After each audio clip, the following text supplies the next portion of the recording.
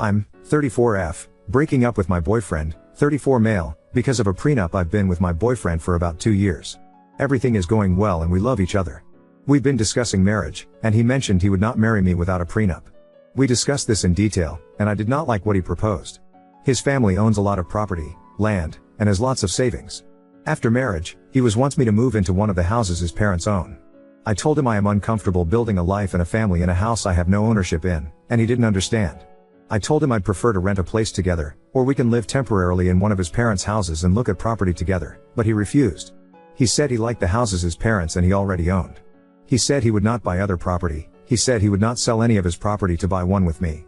He told me if I wanted to own property, I could save up money by living in one of these properties and invest in one myself. Problem is, he would be entitled to half if we divorced since my purchase would happen after marriage. He told me I could pay his parents' rent if I feel like I don't belong on the property. He told me I could buy half of the house we live in from his parents. Problem is, I don't like the houses that him or his parents own. They also have a lot of stuff, and I feel like there's no space for me. I want to look at houses, I want to pick the place I live in, and I want to do it with my partner. I've made this clear to him over and over, but he won't budge. He earns more than me, and he has more assets than me for sure. He made it clear he was afraid I was a gold digger, and he wants to protect himself and his family's assets from me, which I can understand. This whole thing has made me feel very weird. This topic has me up before, and it has always made me feel very small. It makes me feel like all he cares about are his assets. It makes me feel like he wants me as long as I fit into the life he already built, and doesn't care to build one with me. It makes me feel like a gold digger. He has enough money to retire right now and live comfortably. I don't. He basically told me that whatever money he earns now, he can spend, so he won't be investing in too much anymore. He expects our earnings and our savings after marriage to be split. Which I feel off about. I'm sure this is normal for some people. I'm sure other people would be happy to be with someone who is well off. I am not. I want someone beside me building a life with me, not someone who has built a life with his parents and wants me as long as I behave and fits into his life, which is how he's been making me feel. So I'm leaving him. I welcome opinions on this. But yeah, it's been too long that this has made me feel off about our relationship. I'm protecting my peace and leaving him with all his houses and money. Update 1. So many things have happened. This is a bit of a rant, and I know I'm missing parts, but I'll try to cover the important bits. Before I start, here's some important context. I have a stable and rewarding career, and though I don't earn as much as him, I am very happy with what I can afford. My parents have always taught me that women should be independent, and I've taken that to heart. I live below my means, which has allowed me to put aside money for savings and investments. A lot of comments have mentioned that I should take the free rent, and that it would somehow set me forward in life, but for me, giving up my sense of autonomy and control over my home, my safe space, is not worth the potential savings. I lived with my parents and saved aggressively until I was 30, so I am lucky enough to be in a position where I can comfortably afford rent or a mortgage by myself. Plus, he expected the live-in situation to be permanent. I would not move into a house owned by someone else just to save on rent. Would it be nice to save $2,000 a month? Sure. But most people pay rent, and I am not an exception. If I really wanted that, I could move back in with my parents. But again, autonomy is very important to me. Also, if he's this stubborn now, I don't see how this situation could be improved later after I already moved in. I could also counter the prenup and make it so all my accumulated assets stay mine, or put in a clause that I'll be compensated for any children we have, or put that I'd get alimony or at least have a roof over my head in case we divorce. But for me, that feels overly transactional. It also gives me the vibes that I'm going to be living with a roommate who I sleep with and might have babies with, not a partner. I prefer to feel like we're in it together. He can keep what was his, but I want to build up what is ours. Also, if everything is completely split, it'll open up a new can of worms. How will our expenses be split if I'm working and he's just chilling? What happens when we have children? He has money saved for them, but will I get a say in how we spend that money? I know these can be worked out. But this is not the type of marriage I want. I can't predict everything that will happen, and I don't think I can capture it in a contract. And it's already been so heartbreaking for me, I don't want to go through more. Anyways, yada yada yada, I'll just say that it felt like I was being stripped of my autonomy, stonewalled, and treated like a hostage. Okay, on to updates. So, I told him I needed to end this relationship. I appreciated and truly enjoyed my time with him, but our financial values and the preferred married lifestyle just don't match. It was a quick and easy conversation TBH, I expected the breakup to be a bit of a process, not a one and done thing, since our lives overlap a lot. I'm also in contact with a lot of his family, so OFC, during this whole time, a lot of them got involved. But blah blah. Not super relevant to updates. Talk with his parents, okay. I love his parents. I had a great relationship with them.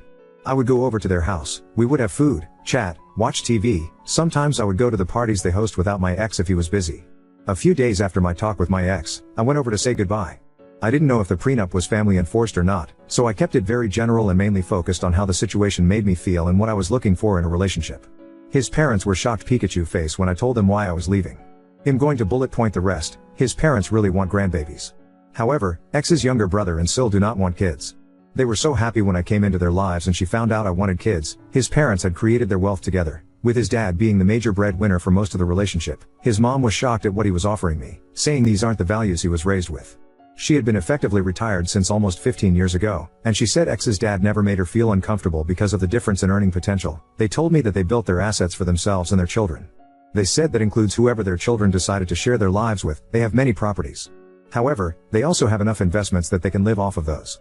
They told me their plan was to sign over a house of our choosing as a wedding gift, or sell a house and give us cash so we could buy a house we both wanted. As they got older, they planned to evenly divide their properties between my ex and his brother, since they wouldn't want to manage the properties anymore, and live off investments. Ex's mom said she would have made sure my name was on my ex's portion, especially since we were wanting kids. They mentioned investments will directly into funds for grandkids after their passing. Maybe this is what my ex was referring to when he said his children would be set. Bit morbid though, ex's mom told me that the mother of her grandbabies would be taken care of, and she wanted us to be on equal footing while raising a family tbh. This conversation was kind of like a weight off my chest. I always loved his family and never felt excluded, but the prenup talks left me confused and hurt. What they said fit with what I knew from my ex and them before. It'd be lying if I said I didn't start imagining this life I talked to my ex again. I'll bullet point this too. Basically, he told me, his dad had joked before about how he hoped him and his brother would not find gold diggers, and that's where that comment came from. He felt responsibility to protect his parents' assets, since he didn't feel entitled to them, so by extension, I wasn't entitled either. In his culture, sons carry on the family line, so he felt he had to keep his assets in the family line, which I'm not part of, but any sons we had would be. Most of the assets he's worried about are under his parents' name, and he had never asked for their opinion on what to do. He just did what he thought he should be. He also said he isn't that well off, and that his assets shouldn't come between us? This is still confusing to me. Isn't this whole thing because he was well off, and wanted to hold on to what he had and not create a shared lifestyle? I think maybe he meant he didn't own much, and most things actually were under his parents' name. He felt he was punching above his weight with me, and was scared I would leave him. He was afraid I was with him because of his finances, since that was the only thing he had more of, whereas he said I am intelligent, hardworking, beautiful. Blah blah. He was scared about moving forward with a relationship, but instead of communicating, he became defensive. To me, it seems like he said and did things because he was feeling deeply insecure. He had made a couple passing comments before about me being more beautiful than him, or how I'm more hardworking, etc., but I had always taken them as compliments, not self-deprecating comments towards himself. He's such a caring, funny, and intelligent person, just in a different way than me. Also, I know he's not as confident as he comes across, but I had no idea that his insecurities ran this deep. He also apologized over and over about how he didn't mean to make me feel like an outsider to him and his parents, and insisted that he wanted to share a life with me. He said his insecurities and fear got the best of him, and he didn't handle it well. He had taken advantage of my patience and lashed out because he felt inadequate and scared. It broke my heart, because I think all this could have been avoided. We've been through this song and dance before many times, where he would feel some sort of way, then act out as he's processing it. Until now, I always stay through it and we move on. But it's never gone on for so long. But I guess the issues we've faced before were smaller compared to mapping out our whole lives. I've pushed him to seek individual counseling and we've attended couples counseling together, but I can't force him to sit and identify his emotions or employ the tools we were taught. The prenup conversation happened over a long period of time. He had so many chances to pump the brakes and reflect on what he was saying, and simply just to listen to me. But he didn't. He then sat in front of me saying that everything he said before was not what he meant. He said he would be happy to take care of me and our future kids, we could buy a house together, or rent if I wanted to, because now he wasn't scared about creating a life together. Completely opposite to everything he had been saying. But how unsettling is it that he seems so completely comfortable and confident in the hurtful words he previously said, and was okay with placing me in a very unequal position in the relationship. Despite me continuously trying to articulate what I wanted, and how he was making me feel, he didn't even consider my side, over months. I know I have a good deal with what his parents are offering, and I know him and I get along super well. But I'm not marrying his parents. I can't have his mom with us during every argument or life decision we take. Thinking back, I can count on one hand where we've run into issues, and he was able to address it without acting up. He's such a nice guy, but I can't be his garbage bin every time he needs to sort out his feelings. It's already worn me down. He's a grown man, he's intelligent and intuitive, he's had 2 years to learn how to communicate with me, and he's not. I honestly can't tell if what he said to me is genuine, or coming from his parents, or coming from a fear of losing me. I could give him the benefit of the doubt again, and move forward with a relationship, as I've done in the past, but I'm tired. I think this is a fixable problem, but I also have not seen any improvement since we started dating.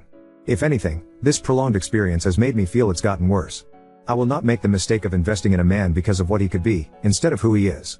If the last few months are a testament to how he handles stressful situations, I can only take things as they are, and assume they won't change. This whole thing has left me sour. I don't need too much, but I do expect to be treated with love and support, even during times of disagreement. I cannot just forget the feelings and words I've felt and heard over the last couple of months. I can't just unhear and unknow that he is afraid I'm a gold digger. That was just one of many comments that really hurt me. I think life will have a lot more ups and downs, and I cannot imagine what kind of difficulties we'll face if this is how we communicate, even after identifying it and working on it in therapy. For these reasons, I'm still choosing to walk away. Very different from leaving because of prenup, but it is leaving nonetheless. And TBH, this hurts more. I know it will hurt for a while, but I pray I'll be avoiding heartache and complications in the future. Who knows? If it was meant to be, maybe we'll find our way back. For now, I've told him and his family I need space and time. I know that it seems like I'm giving up a lot, but OFC, there are things I can't put in a post. I actually wrote the above quite early. But I didn't post because it didn't feel like it was over. But now after this time, I know it is. It's been tough, and it's only been a couple months, but I'm sure I made the right call. It's tough watching everyone coupled up and having children, but it is what it is. I'm proud of myself for leaving, and I'm slowly healing now. On to second story. Proposed to my girlfriend, and since then, she transformed, brought strangers into my home, and now they're calling me toxic. I, 32 male, just recently proposed to my girlfriend of 2 years, Sharon F. 30, like a month and a half ago, and it feels like the second the ring got on her finger, her attitude and behavior took a total 180. The entire time we were dating, we seemed exceptionally compatible, and at least it seemed we shared common beliefs and morals. 7 weeks ago, I proposed and she said yes, and I felt like it was the happiest moment for the two of us. But not even a week later, it's like her attitude totally flipped. I thought I knew all her friends, but one day I came home and there were 6 women I've never seen before, and Sharon introduced me to them. I was curious as to why I was just now meeting them, when I already met Sharon's 2 best friends, Michelle and Octavia, both not present, over a year and a half ago. Sharon said she wanted to make sure we were a sure thing before I met her inner circle. I found this strange, not to mention it was a weeknight and they were quickly draining my wine rack of wine. Sharon still had her own place, but she stayed with me so often she practically lives her. Still, I found it incredibly rude when they left, with 4 empty bottles of rosé in their wake. I tried to talk to Sharon about having uninvited guests on weeknights and she dismissed my grievance very flippantly. More that she brushed me off. The following weeks she went out with the girls several times, and when she brought the girls to my place twice without notice, once with notice to appease me, her words, they all treated me like a butler, shaking their empty wine glasses at me for refills. After the 4th time, I made it clear that I will get a locked wine rack. Sharon just called me no fun after that. It gets worse. Sharon decided me and the girls got off on the wrong foot, and said we should have dinner together at a nice restaurant. Well, I went, and it was not great. The 6 kept prodding me about my life, my house, my career, but deflected every question I asked. It got especially bad at night when they started talking about modern relationships and jealousy, and one of them brought up some key points about relationships that I thought Sharon and I were on the same page about, specifically what ifs regarding polyamory and being friends with exes. To my shock, Sharon said we shouldn't be too hasty on such decisions, which was a total 180 to how she expressed herself on these things only a month prior, where she was vehemently against keeping ex-intimate partners in friend circles and was staunchly monogamous. The worst part was when the bill arrived, Sharon announced it should be together and slid me the check. I told her she can't be serious, and we got into a bit of an argument. I ended it by putting my amount down in cash and walked out, leaving them to figure out the rest of the bill. The next days after that, Sharon kept calling me toxic and fragile, but every time I pushed at it, she would give an apology and promise she was just stressed at work. It's nuts, we haven't even planned the wedding yet. The worst part was this Monday, when at work, I got a Nest doorbell alert, checked and saw Sharon and one of her 6 new friends arriving at my place, going in, and exiting with my golf clubs. This set was a gift from my father, and it cost a pretty penny too, so Sharon lending it out without my permission got me pissed. I immediately called Sharon and told her and her friend to return the clubs. Sharon tried to gaslight me with, "But you promised to lend the clubs to her boyfriend, remember?" I told her the clubs cost would move it into a serious crime, and her and her friend had an hour to return them or the cops would be called. Sharon kept insisted she got my permission and I told her to cut the crap. Well, not 45 minutes later I got another notification of Sharon and her friend coming back with the clubs and going inside, leaving them, Sharon's friend flipping off the Nest doorbell on the way out. I got home and saw Sharon's friend literally just threw the clubs and back on the living room floor. Sharon tried to talk to me about my toxicity again, And I told her again to cut the crap. I said if I knew this was how she was, I would have never proposed. That seemed to freak her out and she again insisted that she was stressed from work, but I wasn't buying it anymore. I told her to return the ring and her key, and we would talk about our relationship this weekend. She cried and begged me not to cancel the engagement, and insisted that it was just stress. I told her again we will talk about it this weekend. She finally relented. I had my house rekeyed anyways after she left, just to be safe. Sharon has been texting me constant messages of love and apologies for getting swept up, and insisted she was only wanting to show me off to her close friends. I don't know, I'm just not buying it. The same close friends have been ending me texts daily, calling me toxic and fragile again, saying they knew I wasn't man enough for Sharon or secure enough to share her with friends. A few of my friends that knew Sharon the entire 2 years we were dating were surprised and can't believe she turned hide this quick, and that there must be something missing, or that I am leaving something out. They say I must have said something to trigger her friends to act like this, and I had to have been the somewhere along the process. I dunno, it's a lot to take from all directions right now. Commenter, I bet he hasn't seen Octavia and Michelle anymore. They did their purpose and now the ex is too stressed out from work to meet both of her friends. Oop, I did message Michelle on Facebook last night.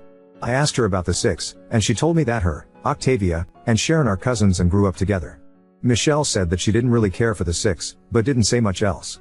Commenter, your friends are idiots and triggered? Nah, nobody normal comes to someone's house uninvited and drinks a ton of the person's wine without permission, / oop, again, they knew Sharon for 2 years, and throughout the entire time, Sharon didn't act at all like this. I'll give them some leeway for now. Unless you are leaving out something, you are definitely NTA. You are not toxic or fragile. You have standards. What she did at the restaurant and with the clubs is toxic. It seems like she wants to show them she has you wrapped around her finger and that you will allow her, and them, to do whatever they want. I wouldn't give her another chance to use you for what you can do or give to her. No one that loves you would treat you like this, friends or no friends present. Update 1.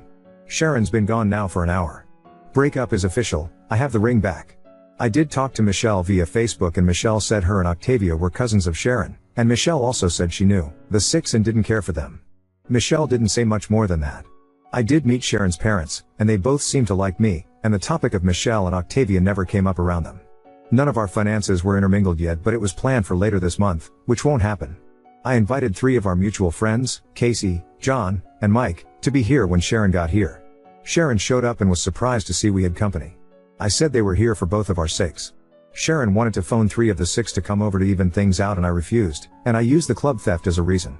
Sharon sat on the couch very dramatically and then asked if I really wanted to make this public.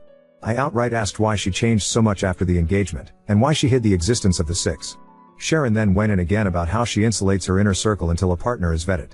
I called BS, I met her parents, what's more inner circle than your parents? Sharon tried to deflect but I wouldn't have it. I pointed out how for the last month, her friends dropping by cost me nearly $500 in wine, which she by the way made no attempt to reimburse. I also pointed out her trying to make me pay an 8-person dinner bill without asking me first. She again said she wanted to show how great a guy I was, and how she clearly misjudged me and was disappointed in my attitude. I then asked about the clubs. She tried gaslighting with you, totally said it was okay, remember?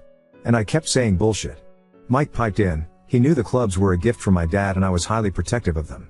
He too called BS, and that's when Sharon turned her attention to Mike and John, saying isn't he getting forgetful lately? Don't you remember when he forgot that one date? And neither was buying it. I finally said that forget postponing the wedding or canceling the engagement, the entire relationship is going to end if she isn't going to be straight with me. Sharon made a very long exaggerated sigh. She took the ring off and dropped it on the coffee table. She got up to leave and said you're never going to find someone as good as me and to send her stuff to her apartment. She left, and Casey, John and Mike were totally stunned. All I could say was believe me now? We ordered pizza and are waiting for it to arrive now. I am still utterly shocked and confused by Sharon's attitude. I'm sure the heartbreak will come next, but right now, I'm just kind of numb. That's kind of the point.